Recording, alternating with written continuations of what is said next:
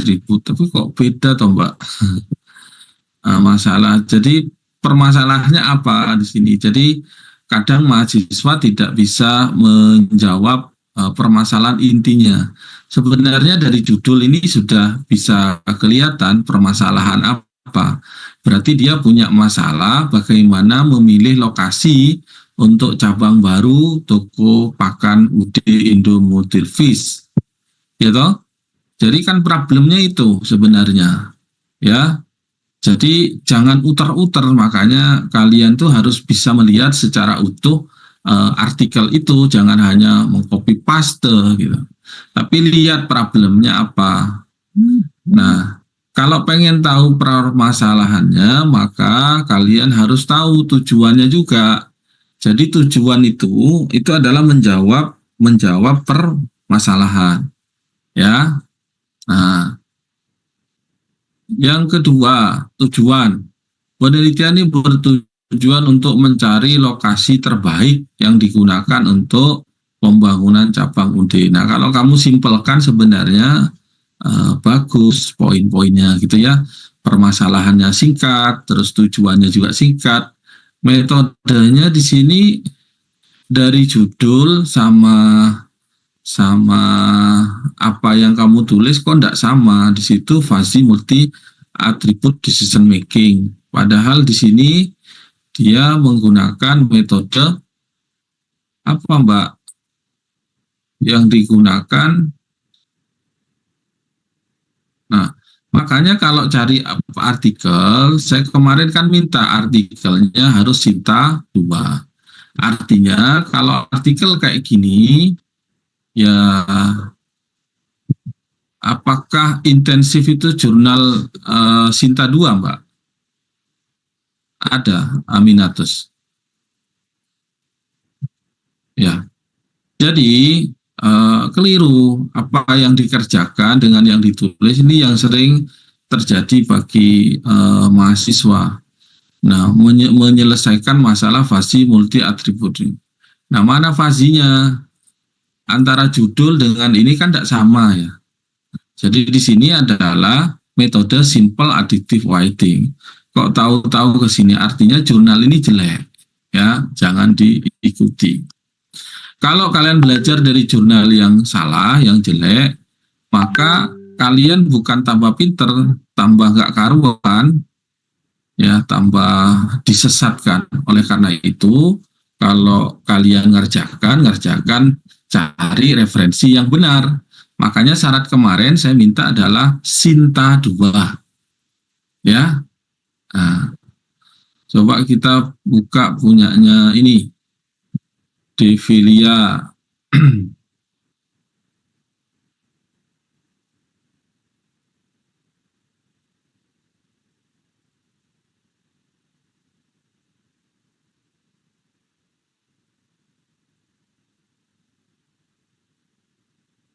Gitu, Pak.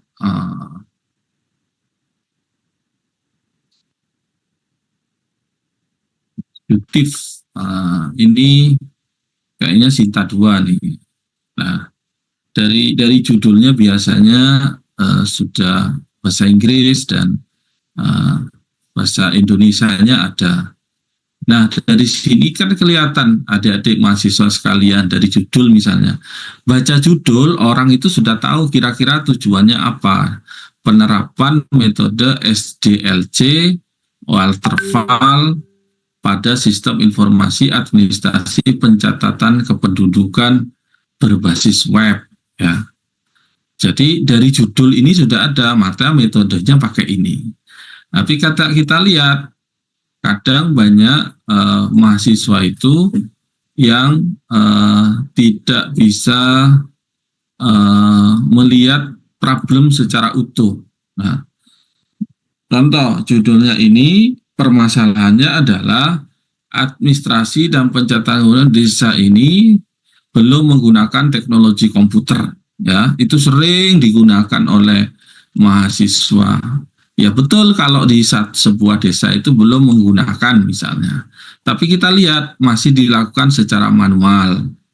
Membutuhkan waktu sangat lama, mengakibatkan lambat. Artinya Kalau kayak gini, permasalahannya kontribusinya itu bukan kontribusi pada pengetahuan, tapi kontribusi pada penerapan, yaitu di satu desa itu tidak ada, terus mau diterapkan gitu loh, ya.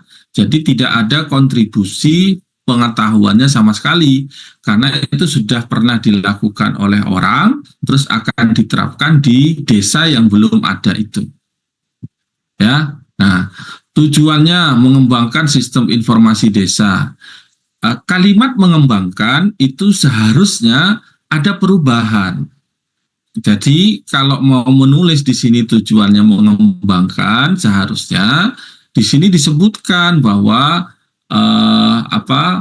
penelitian-penelitian terdahulu itu lebih banyak menggunakan A, B, C. Sekarang kalian mau mencoba menggabungkan D, E, F gitu. Nah, terus yang kedua mengurangi waktu. Nah, metodenya ini, hasilnya ini, oke, terus dilakukan seperti itu.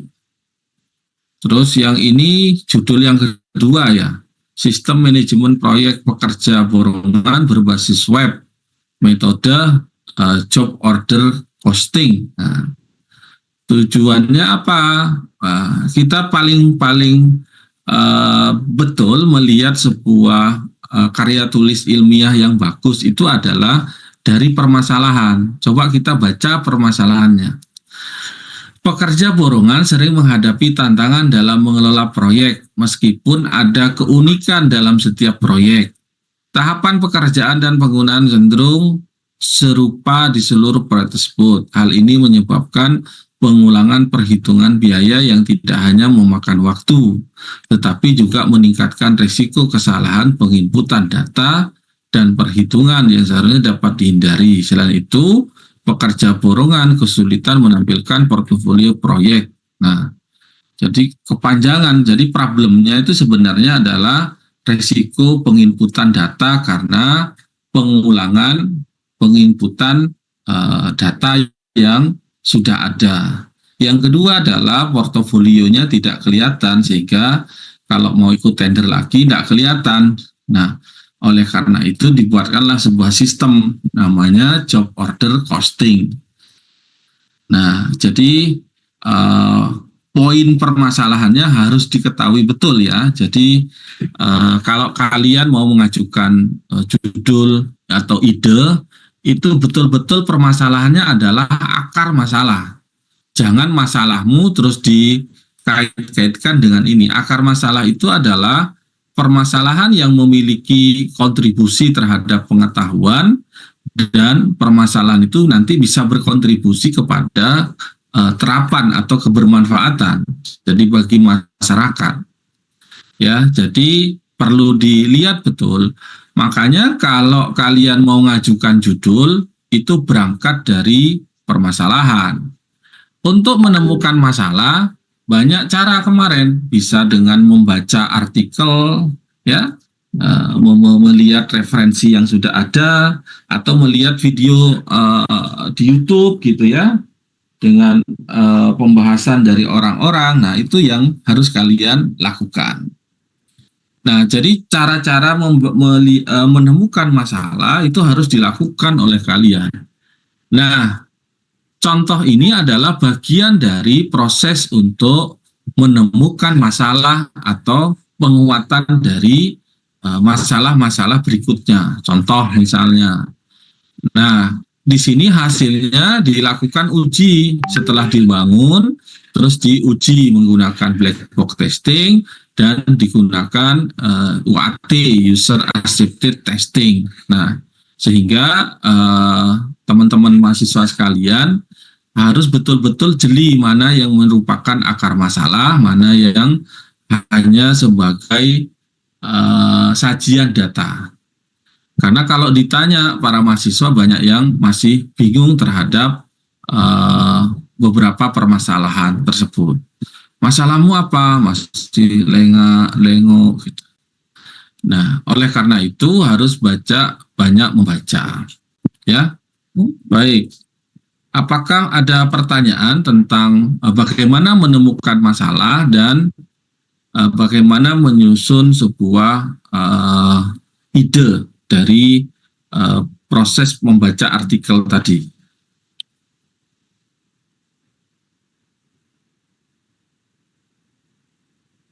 Ya, jadi kalau kalian tidak menggunakan Sinta 2, nanti kayak punyanya Aminatus tadi.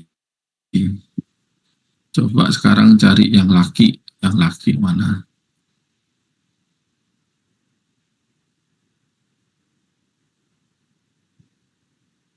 Afandi misalnya, bisa Afandi.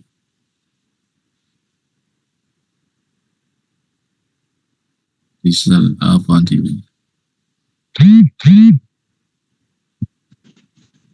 Terus gimana nih Zal? Kok tahu-tahu ada hasil, nggak ada jurnalnya, kan bingung saya. Oh iya Bapak, untuk menyematkan jurnalnya Bapak, Ya. izin mengirimkan ulang ya Bapak. Coba berikutnya.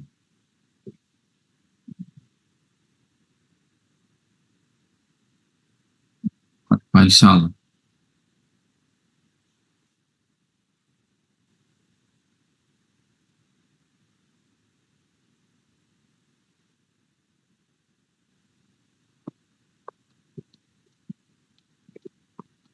Faisal.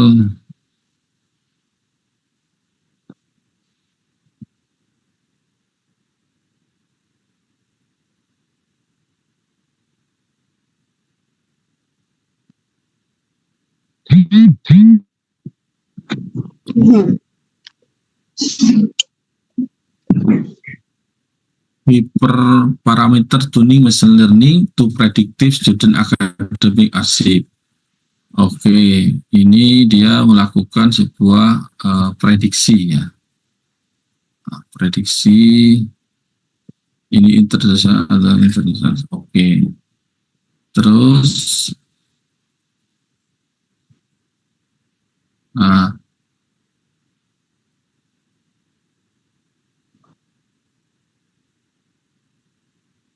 tugasnya sekarang lihat hasilnya. Prediksi. Jadi dari judul ini sudah kelihatan prestasi akademik mahasiswa merupakan bidang penting dalam data mining. Namun memilih kombinasi hiperparameter yang tepat dalam model pembelajaran mesin sangat krusial dan mencoba performa yang optimal. Kamu kalau membaca artikel ya bisa pakai resume, pakai AI itu bisa, tapi cara menyampaikan masalah itu jangan begini. Prediksi prestasi akademik mahasiswa merupakan bidang penting dalam data mining pendidikan. Nah, kan nggak benar, jadi maknanya jadi beda. Padahal kalau yang disebut di sini itu sebenarnya studi kasusnya adalah prediksi akademik mahasiswa. Ini dalam rangka pembelajaran analisisnya menggunakan data mining, hyperparameter tuning in machine learning untuk memprediksi. Jadi to prediction student academic achievement. Jadi untuk memprediksi ya prestasi akademik mahasiswa. Jadi itu studi kasus. Berarti problemnya itu berangkat dari, kalau ini kan penggunaan metode ini digunakan untuk prediksi, artinya problemnya adalah bagaimana memprediksi prestasi akademik mahasiswa misalnya. Jadi karena itu variabelnya banyak sehingga muncullah metode dalam machine learning ini. Nah, makanya tujuannya itu ada 4 metode yang dibandingkan. Ada grid search, ada random search, ada optima, dan hyper optimization. Jadi masalahnya bukan ini. Masalahnya adalah prediksi student academic achievement. Itu ya, Faisal. Jadi betul-betul melihat secara spesifik permasalahannya. Nah, metodenya ya enggak kayak gini ya, metodenya ini loh. Metodenya itu menggunakan teknik ini. Nah, ini evaluasinya pakai MAE, MEA, dan seterusnya. Ini proses evaluasi pakai ini. Jadi metodenya yang 4 tadi itu yang sudah kamu masukkan di penelitiannya itu. Ya, jadi betul hati-hati betul dalam menemukan permasalahan intinya, permasalahan inti sama permasalahan umum. Ya, baik, cukup ya. Saya rasa silakan nanti yang belum mengumpulkan segera dikumpulin. Saya kasih dispensasi sampai besok jam 11 ya. Kalau misalnya nama-nama ini tetap tidak ada, berarti sudah tidak bisa ngisi. Kalau sudah tidak bisa ngisi, kalau telat, saya anggap kan merah kalau telat, jadi tidak akan saya nilai. Baik, saya lanjutkan materinya adik-adik sekalian. Target mata kuliah kita itu nanti adalah apa yang sudah kalian dapatkan, nanti dicoba ujung-ujungnya adalah membuat sebuah karya tulis ilmiah, ya. Oleh karena itu dibentuklah kelompok, ya. Kelompoknya maksimum 3 orang dan minimum 2 orang, ya. Jadi silahkan mencari kelompok, teman-teman dari kelas A, kelas B, kelas C, dan D segera disetor dan itu akan menjadi database saya, ya. Tolong nanti diinformasikan supaya bisa segera mengumpulkan nama-nama kelompoknya. Nah, adik-adik sekalian, materi kita hari ini adalah tinjauan pustaka, ya. Jadi kalau kalian kemarin mengumpulkan artikel itu adalah proses mengumpulkan sumber bacaan. Nah, mari kita lihat. Jadi tujuan kita hari ini adalah memahami konsep dasar apa sih tinjauan pustaka itu. Nah, terus nanti kita belajar bagaimana membuat tinjauan pustaka. Yang ketiga, kalian bisa menggunakan Mendeley, ya. Kenapa saya pilih Mendeley? Karena itu gampang dan bisa tersinkron. Kalau kalian pindah laptop, itu user kalian akan bisa langsung sinkron dengan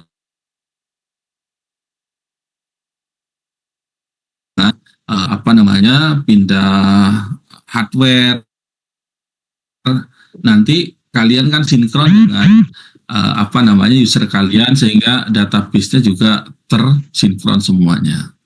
Ya, nanti membuat daftar pustaka. Nah, kalian mungkin sudah sebagian besar memahami itu, tetapi masih banyak mahasiswa yang belum paham, ya, belum paham terhadap itu.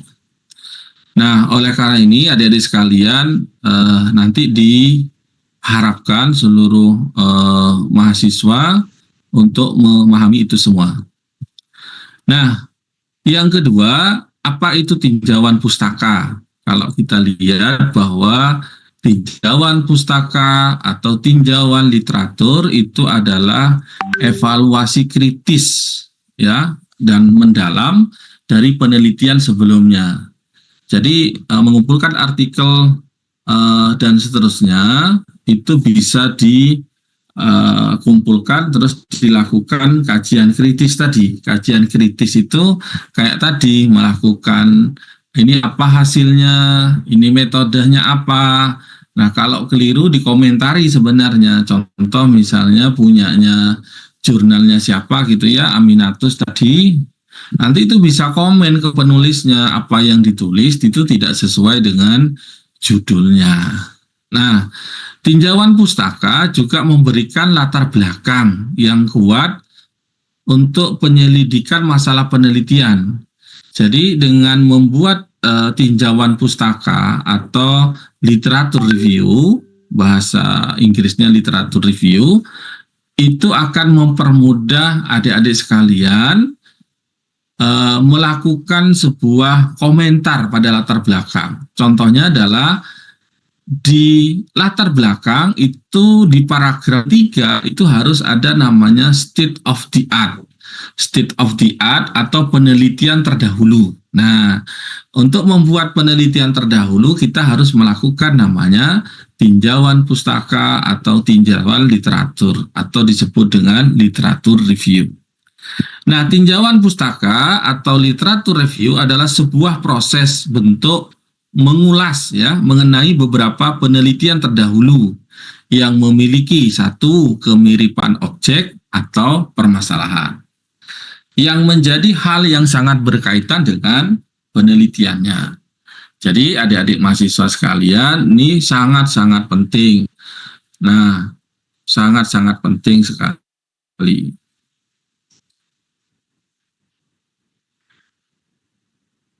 Fungsi tinjauan pustaka.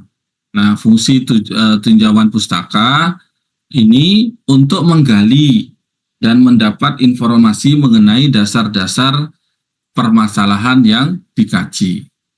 Untuk memberikan bantuan dalam hal perancangan oleh beberapa prosedur penelitian.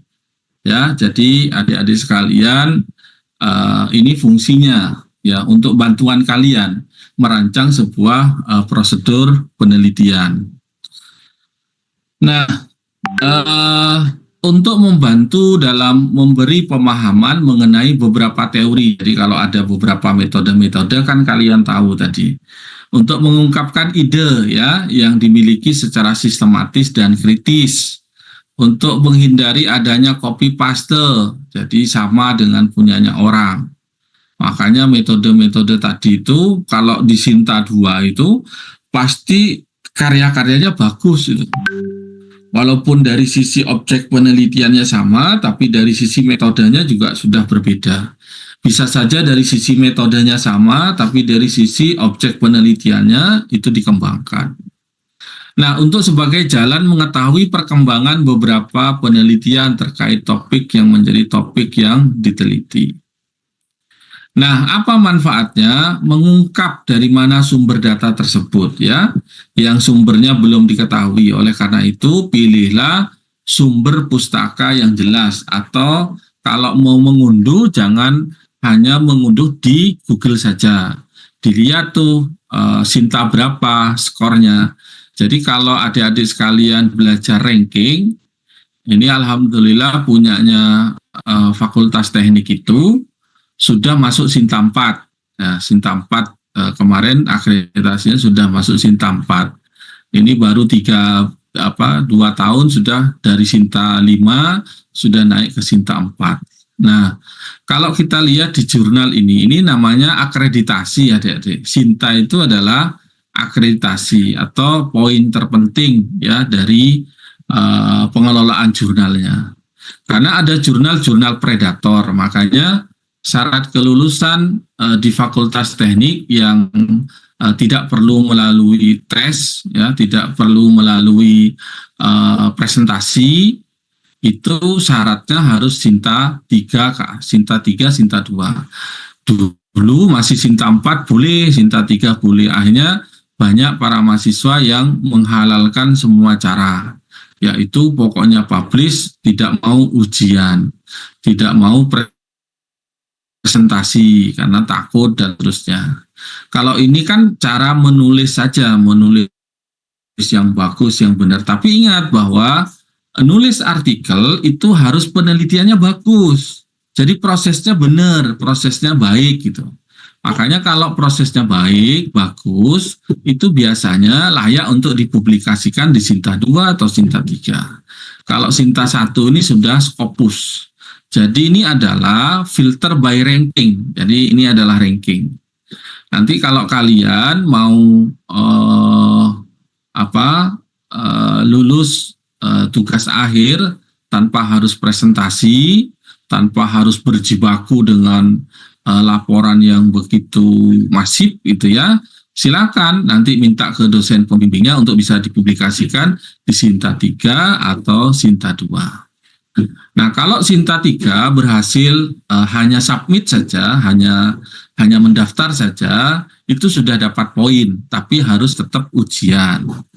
Tapi kalau kalian sudah publish, sudah diterima, sudah dapat letter of accepted gitu ya, atau surat keterangan diterima, maka kalian tidak perlu presentasi di hadapan penguji.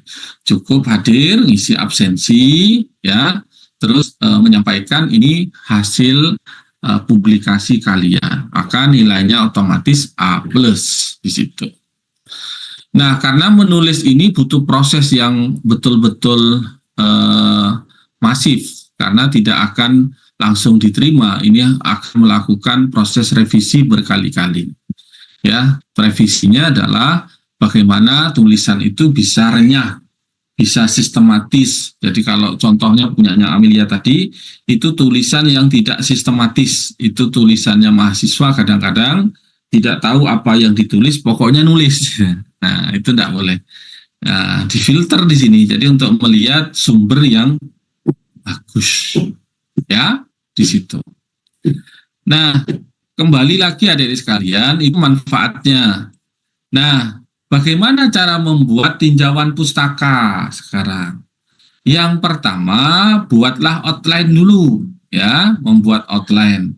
Ini materi ini saya buat sebelum ada AI, ya, sebelum AI begitu masif berkembang. Nanti saya tunjukkan bagaimana cara secara tradisional dan nanti kita bisa menggunakan bantuan outline-nya itu pada tahun berapa gitu ya di dulu outline. Outline itu kayak apa? Contoh ya, tadi contohnya adalah memprediksi mahasiswa berprestasi misalnya. Apa yang harus dibuat secara analisis? Berarti metode prediksi apa saja. Terus yang kedua, ada berapa variabel di sana. Nah, terus yang ketiga, outputnya apakah hanya outputnya satu atau banyak. Kalau outputnya satu misalnya berprestasi, tidak berprestasi, kurang berprestasi, nah itu dibuat outline-nya. Untuk memudahkan kalian, contoh misalnya prediksi, cari beberapa metode-metode di data mining tentang prediksi. Terus berikutnya ada yang sifatnya klasifikasi misalnya. Cari beberapa metode-metode tentang klasifikasi. Nah itu namanya outline. Yang kedua mencari literatur seperti tugas yang kemarin mencari literatur tuh. Kan saya kasih contoh satu nih. Nah contoh satu dulu. Kalau contoh satu benar membacanya benar, maka kalau dikasih 10 nanti benar. Mau dikasih satu aja salah, apalagi dikasih 10 gitu. Nah, jadi nanti cari literatur di mana? Seperti yang saya sampaikan tadi, bisa menggunakan di literatur ini di Sinta, ya, di filter, di sini pilih Sinta 2 atau Sinta 3. Kalau kalian sudah tahu nama jurnalnya, bisa juga menggunakan namanya publish or pairis di sini. Ya, bisa menggunakan publish or pairis karena Sinta 2 3 itu ada di Scholar. Kalian bisa mencari berdasarkan publication name ya, supaya Anda lebih mudah ya. Apa tadi itu contoh artikelnya misalnya di ini apa nih ya, kita cari ya Sinta 2 misalnya, geser ke sini, sorry, kita mau milih geser, geser,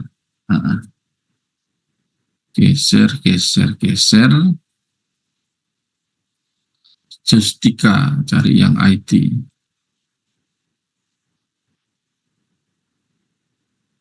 Oke, kita sudah punya namanya Join ini ya, Join Jurnal Online Informatika. Ini bisa di-copy adik-adik sekalian, bisa di-copy. Kita bisa menggunakan publish or pairis, publication name di sini, di paste di situ. Nah, berarti kita akan mencari dia, dicari di situ. Nah, Join. Wah, ini semua punyanya Join nanti. Lupa kok sedikit gitu. Ya kita lihat, baca join jurnal 2023, 2000 ini. Nah, kalau boleh itu dicari, didetilkan sedetil-detilnya nanti. Kenapa? Kenapa kok kalau menggunakan publication name itu sedikit? Iya, karena terlalu umum dia mencarinya. Mungkin artikel yang di-join juga belum begitu banyak. Ya, jadi sebenarnya sudah banyak ini 2000 sekian. Coba kalau kita mencari tentang misalnya media, ekonomi, dan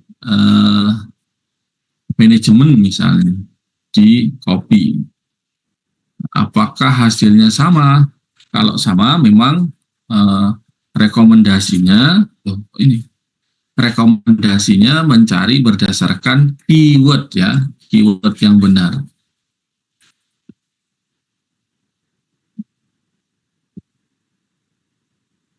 Oke. Nah, coba dicari di sini. Dia minta 200, apakah memperoleh? Oh, ternyata yang join tadi database-nya itu mungkin migrasi ya, sehingga dia banyak tidak ditemukan.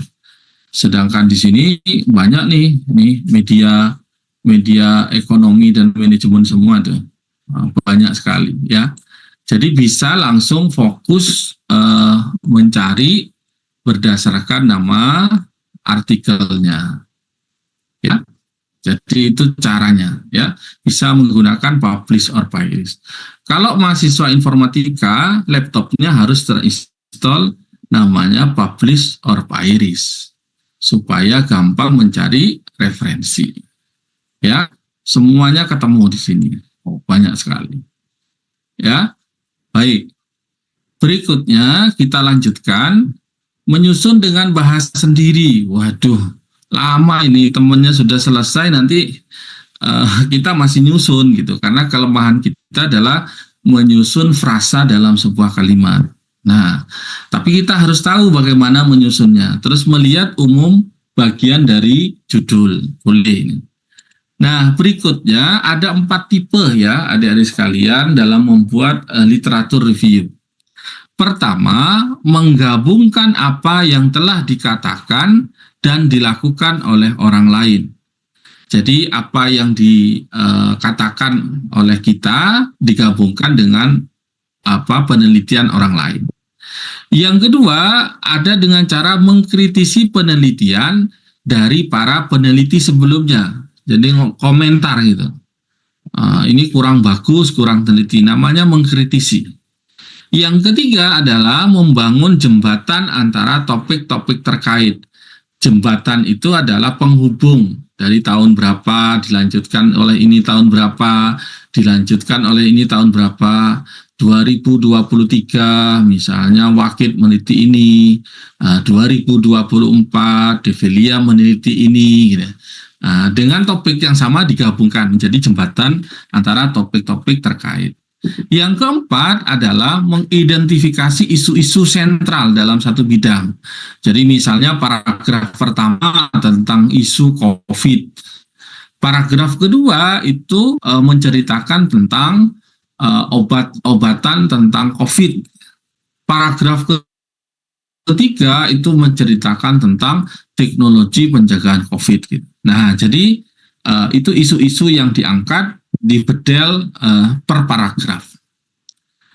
Nah, adik-adik sekalian, bagaimana kita mencari sumber-sumber kajian pustaka? Itu bisa menggunakan buku ajar, menggunakan jurnal, proceeding, ya, laporan skripsi, laporan penelitian, HKI, paten, atau video audio. Nah, mana yang direkomendasikan? Yang direkomendasikan tentunya fokusnya kalau Anda mau tugas akhir, kalau kalian mau buat proposal penelitian, atau mau ikut lomba sebuah karya tulis ilmiah, maka 80% rekomendasi adalah referensinya dari jurnal bereputasi. Jurnal bereputasi itu adalah kalau nasional itu terindeks di Sinta, ya. Kalau internasional itu terindeks di Scopus, ya. Pengindeks namanya. Pengindeks itu apa ya? Sebuah lembaga yang memang betul-betul mengevaluasi tata tulisnya, prosedur penelitiannya, sampai kepada hasil dan kebaruan dari penelitian tersebut. Nah, itu namanya lembaga pengindeks. Jadi tidak semua punya lembaga pengindeks, ya. Setiap negara punya lembaga pengindeks. Tapi kalau standar internasional itu namanya Scopus.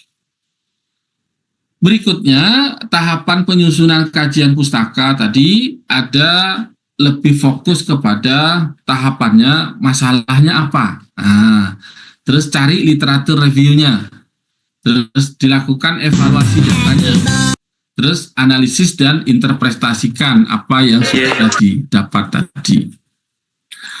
Nah, cara mereview studi atau membuat studi literatur, yang pertama ada cara mencari kesamaan antar atau namanya compare. Jadi ini sama gitu dijadiin satu, ya. Yang kedua, mencari ketidaksamaan, kontradiktif. Jadi yang A mengatakan bahwa metode Topsis terbagus karena tidak terjebak pada nilai yang positif atau negatif misalnya. Tapi satu sisi menyatakan bahwa metode AHP Topsis itu lebih bagus karena proses pembobotannya tidak menggunakan cara manual lagi, menggunakan dengan membandingkan antara kriteria. Ini namanya ketidaksamaan. Nah, yang ketiga, memberikan pandangan kritis, ya. Makanya kalau Anda seorang yang kritis itu sebenarnya bukan mencaci atau memaki, tapi mengkritisi. Apa yang dikritisi yaitu sebuah pandangan, sebuah pendapat, sebuah hasil penelitian yang dilakukan secara seksama, terus dikritisi. Oh iya ya, betul, ini kurang bagus, ini kurang valid gitu. Nah, ini namanya mengkritisi. Nah, cara mengkritisi itu tidak sekedar mengkritisi terus berkomentar, tapi harus disiapkan dengan satu tool, yaitu pembanding namanya. Yang keempat, membandingkan, ya, bisa synthesize, namanya membandingkan antara satu metode dengan metode yang lain, dikira-kira mana yang lebih valid, analisis. Maka cara membandingkan itu harus apple to apple. Apple to apple itu ya kalau apel bandingkan dengan apel. Jadi jangan apel bandingkan dengan pisang, atau tupai dibandingkan dengan ikan, kan tidak apple to apple. Kalau tupai bandingkan dengan yang bisa melompat seperti layaknya tupai, ada yang setara dengan tupai itu apa. Nah, sehingga bisa diambil sebuah pembanding. Yang kelima adalah meringkas atau summarize. Jadi prosesnya meringkas. Nah, nanti kita akan coba 5 metode ini kita kombinasikan dengan AI. Nah, kalau cara manual, adik-adik sekalian, sebelum kita kenal dengan elemen artificial intelligence, maka kita biasanya membuat tabel seperti ini, ya. Pertama, carikan referensinya, terus dipilih yang betul-betul sesuai dengan topik penelitian kita, ya. Ya, tahun berapa? 2017. Penelitinya siapa? Edi Ismanto. Judulnya apa? SPK. Problemnya apa? Karyawan terbaik. Ya. Metodenya apa? SAW. Hasilnya apa? Ini contoh aja, hasilnya baik gitu. Nah, berarti adik-adik sekalian, nanti secara utuh ini yang di garis bawah ke bawah ini yang sama adalah SAW, fasi SAW. Tapi problemnya bisa beda-beda nih, ya. Judulnya juga beda-beda, terus dilihat nih secara rinci tahapan-tahapan tahun ke tahun sampai tahun terbaru. Nah, biasanya terbaru di sini muncul penelitian Anda, yaitu kebaruan dari apa kalau ini?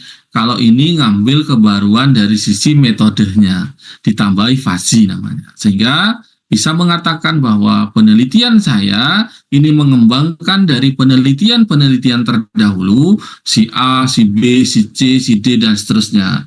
Dan tahun ini, 2025, saya mengembangkan penelitian itu menjadi quasi SAW metodenya. Hasilnya apa? Belum ketahuan karena kita masih melakukan proses penelitian. Ini cara yang lama, jadi harus kumpulin dulu, baru dianalisis. Ya.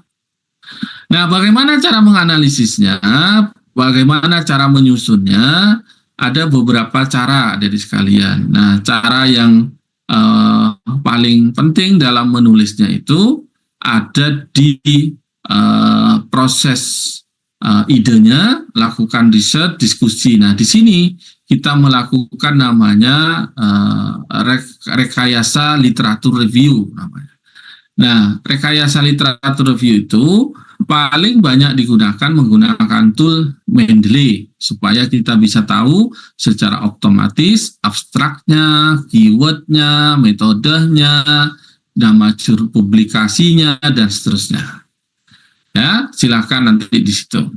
Nah, kalau pengen tahu bagaimana menyusun kajian pustaka, nanti bisa Anda pelajari tentang menggunakan 4 tuli. Yang pertama menyusun bab 2 kajian pustaka. Yang kedua adalah silahkan cara instalasi Mendeley dan bagaimana menyusun kajiannya menggunakan Mendeley. Dan yang terakhir adalah mencari research gap namanya. Nah, research gap itu bisa ditentukan dengan beberapa tool.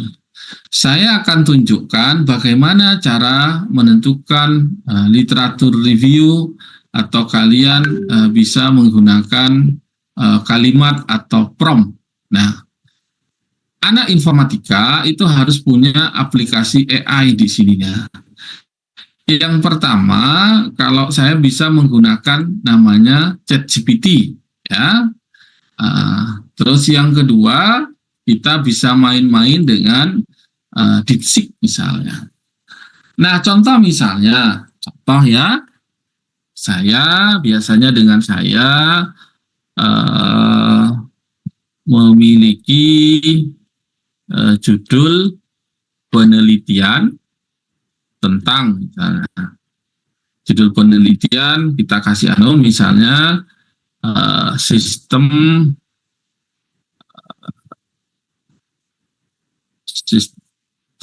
pendukung keputusan pemilihan alat tangkap nelayan berbasis blue economy. Menggunakan metode yang kita akan kembangkan, misalnya menggunakan metode AHP Topsis misalnya. Ini adalah curhat kita ke ChatGPT. Nah, kalau mau dikomentari, ya silahkan langsung di-enter. Tapi kalau kalian mau menggunakan konsep metode koran lapangan, maka konteksnya apa, terus Anda harus memberikan sebuah perintah. Nah, kalian mau apa? Perintahnya, tolong saya buatkan literatur review dari judul penelitian tersebut misalnya. 1. Sumber literatur kok hilang? Tuh.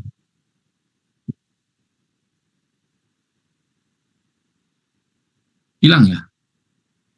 Kena hapus. Saya akan melakukan penelitian dengan judul sistem mendukung keputusan pemilihan objek wisata misalnya. Objek wisata menggunakan metode AHP Topsis misalnya. Oke, tolong buatkan saya literatur review review menggunakan referensi artikel bereputasi, atau kalau mau tidak artikel menggunakan referensi jurnal, kita ganti jurnal bereputasi minimal 3 tahun terakhir. Nih, jadi kita menyuruh dia buatkan literatur review, yaitu menggunakan referensi jurnal bereputasi. Minimal apa? Minimal 3 tahun terakhir. Ya, lengkapi dengan sitasi. Nanti sisi baru. Nah, ini coba kita jalankan, kita copy dengan menggunakan beberapa tool. Nah, kalau kita jalankan, dia juga sudah bisa melakukan literatur review. Nah, seperti apa prosesnya? Maka adik-adik sekalian, kalau kita menggunakan literatur review menggunakan ChatGPT kayak gini, ini harus perlu dicek nih, apakah referensi ini juga sudah benar. Karena kalau di ChatGPT, referensinya itu belum tentu benar. Nah, bagaimana cara melakukan proses literatur review, menulis apa yang kita bisa tulis? Nah, maka kalau menggunakan ini, maka metodenya adalah point to point tadi. Apa? Kasus per kasus. Metode AHP pemilihan objek wisata. Terus yang ini adalah metode Topsis untuk pemilihan objek wisata. Terus yang ini kombinasi AHP Topsis menggunakan objek wisata. Jadi case per case gitu ya. Case per case dia lakukan studi literatur. Coba kita baca misalnya metode Topsis coba dalam penelitian oleh Dwi Hart Study dikembangkan SPK berbasis Android untuk pemilihan objek wisata di daerah istimewa Yogyakarta menggunakan metode Topsis. Kriteria yang dipertimbangkan meliputi cara, harga tiket, fasilitas, kemudian transportasi. Nah, jadi melihat kriterianya. Terus dijawab, sistem ini berhasil memberikan rekomendasi yang sesuai dengan preferensi pengguna. Dengan mayoritas responden menyatakan kepuasan terhadap sistem yang dibangun. Jadi begitu cara melakukan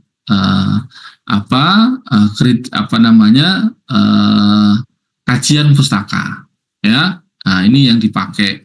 Ini di jurnal Universitas Mula Warman. Penelitian oleh Anwar. Nah, ini cara ChatGPT menyajikan. Dengan prompt yang sama, apakah sama dengan DeepSeek? Nah, jadi kalian bisa melakukan perbandingan-perbandingan berbagai metode ini supaya kalian menemukan mana yang menurut adik-adik mahasiswa yang paling enak, yang paling bagus, ya. Nah, supaya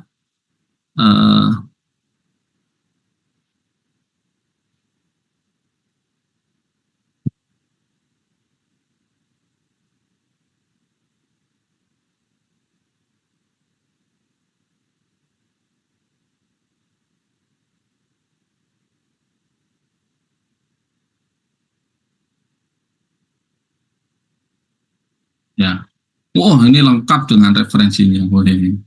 Nah, mau cari yang mana? Nah, tapi kan cara penyajiannya sama nih. Pertama SPK, ya toh. Terus yang kedua metode AHP. Jadi menurut Anda bagus DeepSeek apa bagus ChatGPT? Nah, bebas kalian menilainya. Kalau saya dari berbagai literatur kadang menggunakan DeepSeek, kadang menggunakan ChatGPT. Nah, ingat adik-adik sekalian, ada fasilitas yang lebih wow sekarang kalau kalian menggunakan Gemini. Ini sudah muncul nih, baru minggu-minggu kemarin. Gemini itu sudah punya namanya dua metode. Ada deep research gitu ya, ada menggunakan Canvas. Nah, kalau kalian menggunakan deep research itu, kalian akan dibuatkan literatur review semuanya. Namanya melakukan penelitian secara menyeluruh, secara internal ya, secara mendalam gitu. Nah, kalau kalian saya akan melakukan penelitian, ya, melakukan penelitian sistem. Terus kalian dengan perintah begini, deep research ini akan menyajikan data yang banyak sekali kepada adik-adik sekalian. Karena Google sudah membuka kerannya, membuka database-nya secara mendalam. Nah, ini dilakukan nih situs risetnya. Nah, kalau dicari di sini menarik nih, melakukan penelitian nih. Nih, cari artikel jurnal bereputasi diterbitkan dalam 3 terakhir dengan kata kunci ini. Carikan ini. Nah, ini lama sekali adik-adik, tapi hasilnya luar biasa. Kita mulai penelitian, jadi dia akan melakukan penelitian dari database-nya Microsoft. Akan sangat-sangat detail karena dia melakukan deep research, melakukan penelitian sendiri, mencari review-review yang ada. Ini lama memang, ya, prosesnya lama dan hasilnya itu luar biasa. Nah, kira-kira mana yang akan kalian pakai? Nah, kalau saya ajari, nah ini sudah menampilkan nih riset website dari jurnal, publication, Emeralds, MDI, temuan awal metode pencarian awal. Saya menemukan beberapa artikel yang membahas SISPK, WSAW, namun ada juga yang menggunakan TOPSIS, ada juga yang menggunakan MURA. Ini memberikan gambaran tentang berbagai pendekatan. Identifikasi, saya juga mengidentifikasi beberapa jurnal. Ini ada MDPI, ada Tyler France. Nah, ini jurnal bereputasi. Langkah penelitiannya untuk selanjutnya saya akan ini. Jadi dia jelasin. Terus dia menemukan lagi, tambah lagi sama dia. Sampai di sini nih sampai 100%, ya. Masih 41 nih, nemukan lagi dia, banyak lagi dia. Sampai nanti menemukan database terakhir berdasarkan kajian yang dilakukan menggunakan deep research itu.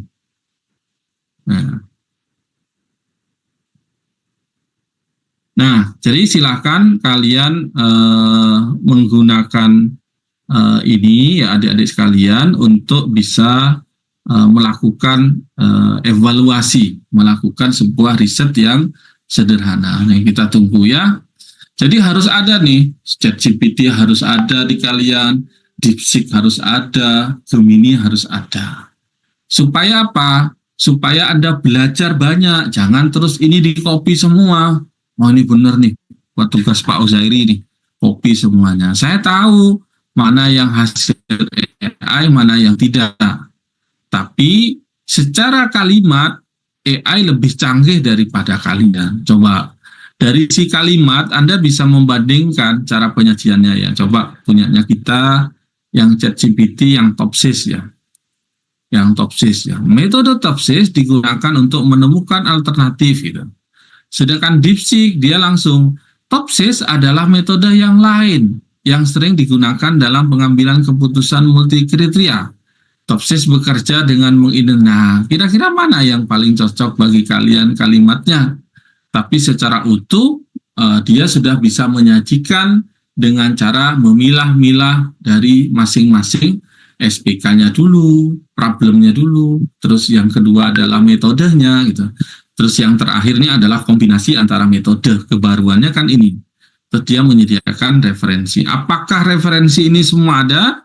Ya bisa dicek supaya bisa di copy ya. Kalau dicari ini adik-adik sekalian 1 2 3 di sini bisa diklik.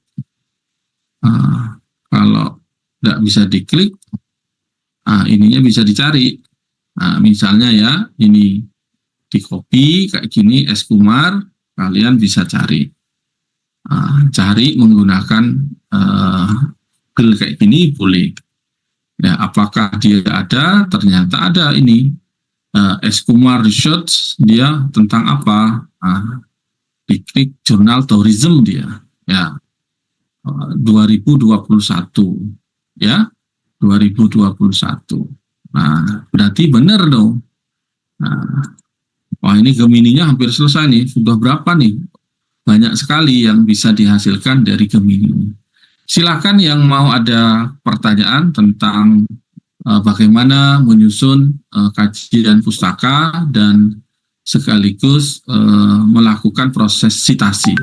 Sebenarnya materi keempat itu adalah sitasi, ya, penyitiran namanya.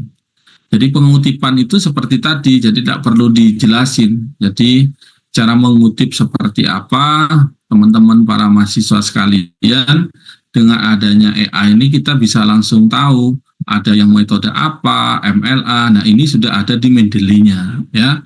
Kalau versinya ini DeepSeek kira-kira menggunakan apa nih? Kalau 1, 2, 3 nih, dia standarnya standar IEEE. Sedangkan ChatGPT dia menggunakan nama orang. Di Sandi 2029 dia menggunakan standar apa? Kalau Gemini dia menggunakan standar apa? Tunggu sebentar. Ya, dia masih menghasilkan hasil kajian yang mendalam. Baik, silakan kalau ada yang mau ditanyakan terkait materi kita, silakan. Yang Bapak sampaikan tadi kan mengenai ChatGPT, bahwasanya cara cek apakah referensi itu benar atau tidak. Dan untuk pertanyaan saya, Pak, bagaimana cara mengetahui itu, apakah referensi itu benar atau tidak dalam menggunakan ChatGPT itu, Bapak? Ya dicari. Jadi kalau misalnya kita menggunakan ini, ya misalnya di ChatGPT ini menceritakan tentang nih Anwar et al. Mengembangkan SPK untuk pemilihan objek wisata dengan metode AHP. Nah, jadi kalian copy aja di sini, terus cari di sini. Nah, kelemahan AHP itu, kelemahan ChatGPT tadi ini Anwar et al. Diklik kalau ini ada, ini berarti ada. Jadi SK Anwar ini benar nih. Nah, cuman ini baru di-download oleh kalian di Jurnal Sains Komputer dan Informatika. Saya masih menggunakan prompt namanya Generative AI ini 3 nih ya, untuk membuat studi literatur atau kajian pustaka atau literatur review ya. Saya menggunakan 3 tool ini. Nah, apakah 3 tool ini otomatis menyediakan artikelnya berupa PDF? Tidak ya, jadi kita harus mengklarifikasi. Yang bagus, mahasiswa sekalian, 3 tool ini dipakai ketika kalian itu menyusun latar belakang, ya, menyusun pendahuluan. Pendahuluan penelitian atau bab 1 itu isinya adalah latar belakang. Nah, di dalam latar belakang itu, teman-teman mahasiswa sekalian, itu ada beberapa poin. Paragraf pertama itu adalah latar belakang. Paragraf kedua itu tentang problem atau permasalahan penelitian. Ya, paragraf ketiga itu biasanya adalah tujuan dan metodenya. Nah, paragraf keempat itu adalah literatur review atau penelitian terdahulu. ambil 5 atau 6 atau 7 penelitian terdahulu untuk menyatakan bahwa metode yang Anda gunakan itu sangat-sangat relevan, sangat-sangat cocok untuk menyelesaikan permasalahan tersebut. Baru pada paragraf terakhir itu namanya urgensi penelitian. Ini urgent loh, ini penting loh gitu. Jadi cara penyusunannya seperti itu. Jadi mau kalian kuliah dimanapun, kalau ada yang ditakdirkan S2, S3, ya dalam menyusun latar belakang atau pendahuluan dalam sebuah penelitian, konsepnya seperti itu. Nah, ini hasil dari Gemini, sudah hasilnya. Ada berapa kalimat nih, besar sekali nih. Ada berapa halaman. Dia sampai kriterianya nih, sampai menyajikan seperti ini. Nah, wow, lengkap. Jadi kalau kalian punya ide, punya Pak, saya mau melakukan penelitian ini, gimana ya caranya, cocok enggak Pak? Jangan tanya Pak Ozairi, jangan tanya Pak Walid dulu, konsultasi dengan AI dulu, supaya kalian punya apa? Punya gambaran literasi namanya. Supaya kalau ketemu dosen tuh enggak gitu ya. Jadi membaca ikro.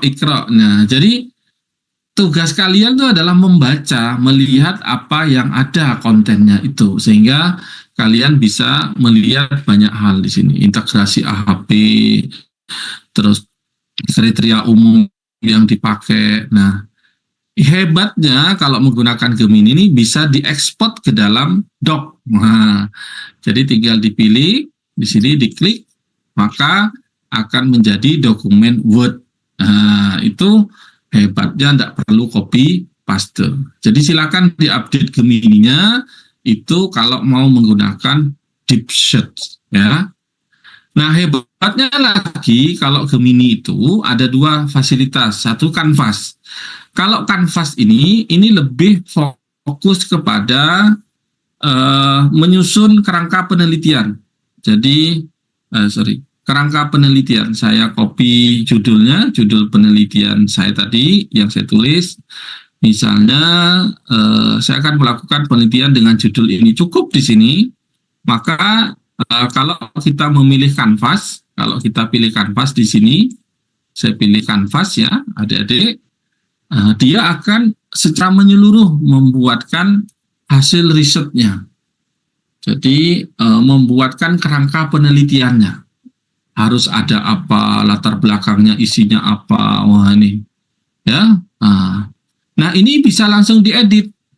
Nah, contoh misalnya kerangka penelitian, sistem pendukung, latar belakang, terus rumusan masalah, tujuannya, tuh gimana? Ini dosennya kalau ndak update keilmuan ini kalah sama mahasiswanya, jadwal penelitian dan seterusnya. Nah, ini kerangka penelitian. Nah, ini bisa dirubah, misalnya ya, saya rubah. Tolong judul penelitiannya dirubah menjadi pemilihan alat tangkap perikanan berbasis blue economy misalnya. Kita enter, maka ini akan otomatis berubah adik-adik di sini. Kerangka penelitiannya langsung dirubah sama dia, gitu. Jadi bisa up to date dia. Nah, baru kalau sudah benar, misalnya latar belakangnya, tolong rumusan masalah tidak didetailkan satu-satu ya, jadikan 2 paragraf.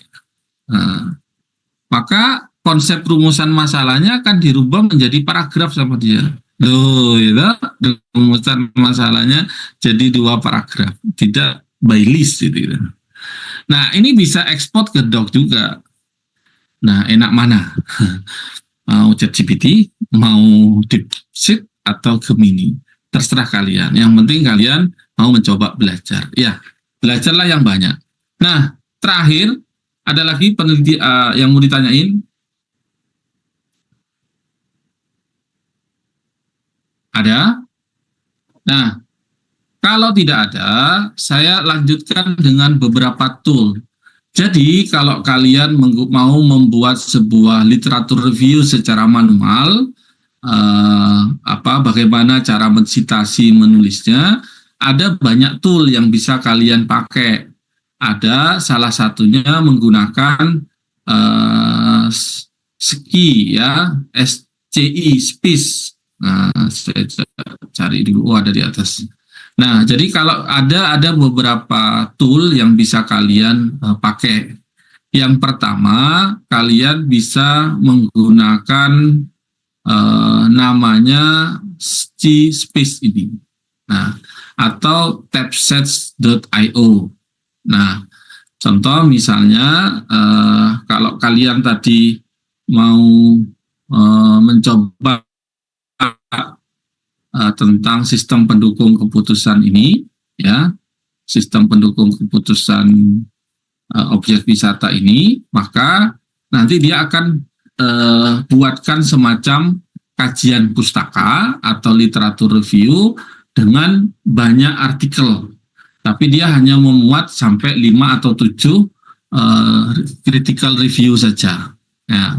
Nah, karena ini gratisan, dia hanya mampu 5 top artikelnya. Nah, metodologinya. Nah, hebatnya di sini sudah disediakan artikelnya kalau kalian menggunakan SCI Space ini.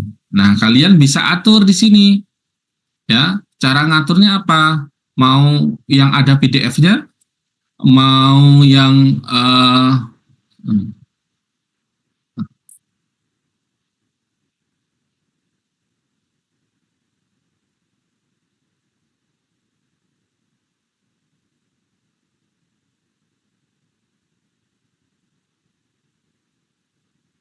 ya. Nah, ini bisa difilter adik-adik sekalian. Tadi saya belum login ya, sehingga dia minta login dulu. Saya coba lagi ya, dengan judul sistem pendukung keputusan.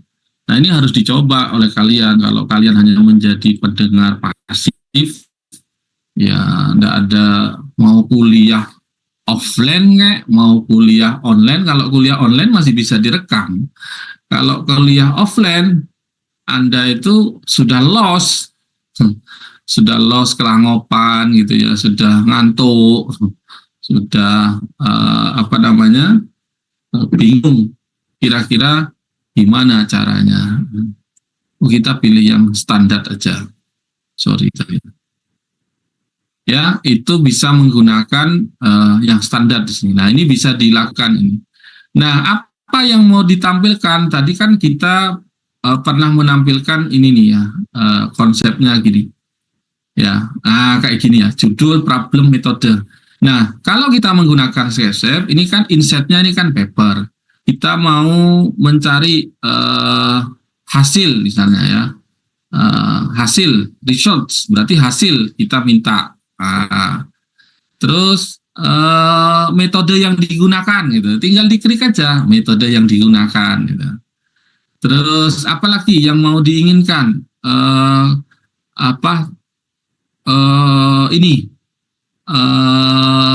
kelemahan, limitation ya, kelemahan dari penelitian itu apa. Nah, itu sudah bisa dilihat dari sisi ini semua.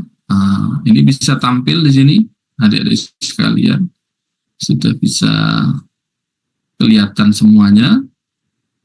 Terus ini kan masih proses nih,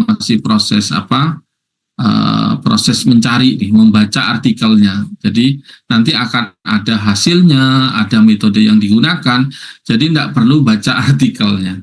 Nah, bisa menggunakan namanya skispace.com ya.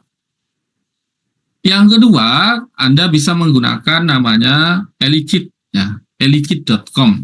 Nah, jadi kalian bisa menggunakan elikit.com, tapi rekomendasi saya silahkan menggunakan tabsec tadi. Jadi menggunakan skispace.com, ini gratis. Sedangkan Elikit ini berbayar adik-adik sekalian. Jadi berbayar, Tapi hasilnya kalau berbayar, hasilnya lebih bagus juga.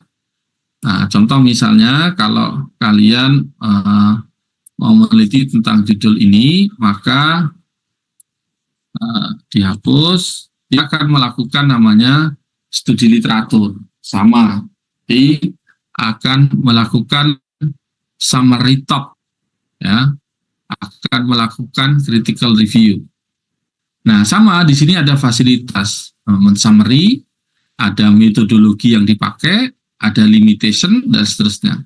Sama ya dengan yang itu. Nah, ini disusun nih, this collection, this paper, explore. Nah, ini bisa difilter, mau yang ada PDF-nya, mau yang Q1, Q2, ada tipe artikel, dan seterusnya.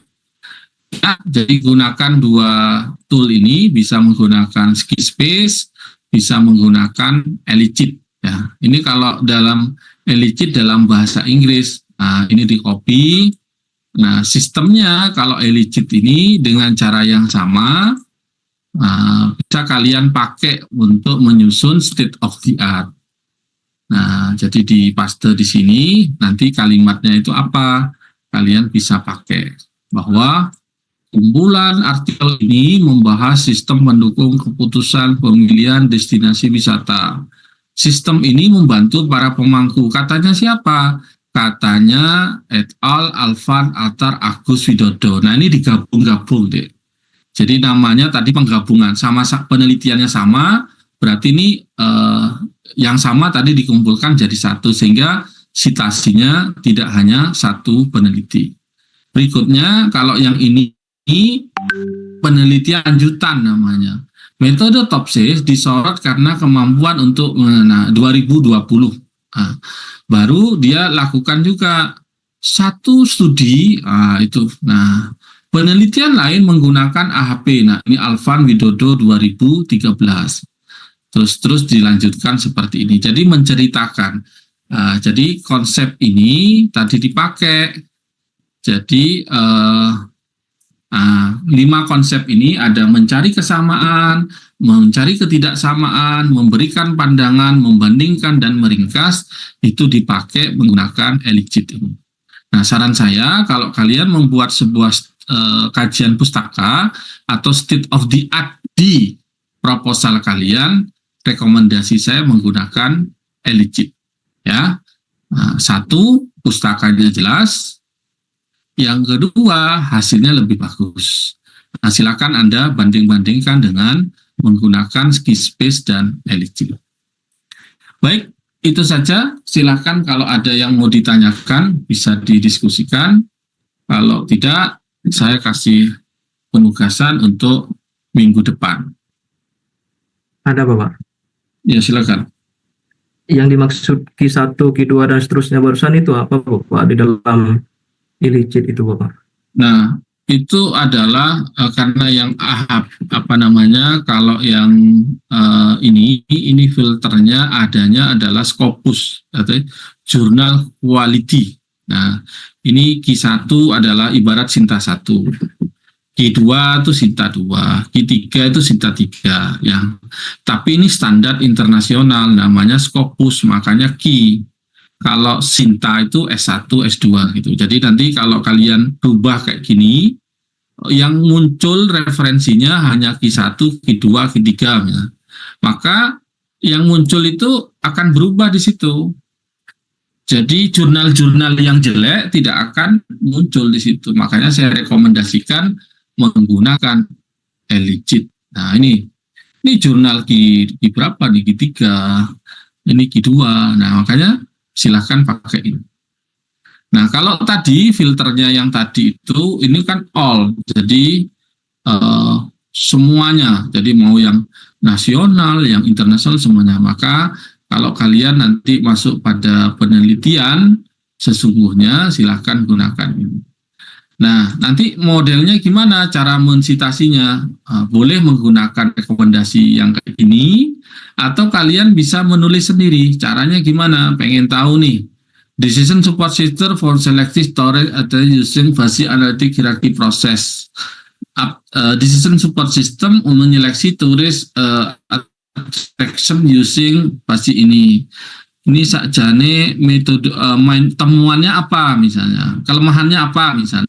Kalau kita tahu kelemahannya, nanti kita bisa memasuki ide penelitian selanjutnya. Nah, kelemahannya disebutkan ya, not mention the abstract does not explicitly mention any limitation or study. Jadi ini terbatas kepada contoh yang ada pada studi kasusnya. Kalau ini previous MCDA method call only hanya mengevaluasi jumlah rencana manajemennya, pertumbuhan risiko dan sustainable plan, rencana yang berkelanjutan. Nah, jadi kita main dari sini limitationnya, kelemahan metode ini apa. Nah, ini bisa dikritisi kalau sudah tahu kelemahannya. Tapi kalau kita pengen tidak mengkritisi, ini bisa dihapus. Jadi mau dihapus misalnya ini delete kolom, tambahi langsung summary Pak. Ini kan abstract summary, tapi summary beda lagi. Kalau abstract summary sama kesimpulan kan beda, ya. Jadi kalau summary-nya itu secara utuh dari isi konten yang ada. Nah, nih, karena jurnal internasional maka dia summary-nya juga secara internasional. Design support system for selective tourist attraction using VASI AHP metode handle answer. Jadi mengatasi ketidakpastian comparison antara elemen. Yang ini AHP Topses West Tested fasilitas evaluasi untuk strategik yang banyak untuk perencanaan, manajemen, multi objektif untuk pekerja ya, stakeholder, is case study Wilhelmina Wilhelmina. Jadi seperti itu ya. Jadi Q1, Q2 dan seterusnya. Recommended saya kalau menulis artikel pakai ini. Tulis aja judulmu, terus nanti biarkan dia bergerak seperti itu. Ada lagi? Cukup? Baik, kalau cukup, tugas kalian adalah nanti adik-adik mahasiswa sekalian melakukan uji coba ke-5 tool ini. Yang pertama adalah menggunakan ChatGPT, terus yang kedua menggunakan DeepSeek, ya. Yang ketiga adalah menggunakan Gemini, tapi menggunakan deep research-nya. Terus kalian menggunakan Skillspace ini dan menggunakan Eligit. Pilih judul penelitian yang kira-kira Anda akan tertarik ke sana. Jadi sekarang tugas kalian adalah mengandai-andai. Nanti kalau tugas akhir mau meneliti tentang apa. Nah, tugas kalian adalah menerapkan 5 tool ini untuk membuat namanya critical review atau kalau kita sebut dengan literatur review, ya. Nah, jadi tugasnya membuat literatur review. Manfaatnya adalah memudahkan Anda menentukan topik dan masalah penelitian, memudahkan dalam menguraikan landasan teorinya nanti apa aja, mengidentifikasi metode penelitian, sama menguji hipotesis. Ya, selamat mempraktekkan ke-5 metode tersebut. Kurang lebihnya saya mohon maaf, saya rasa sudah cukup. Kalau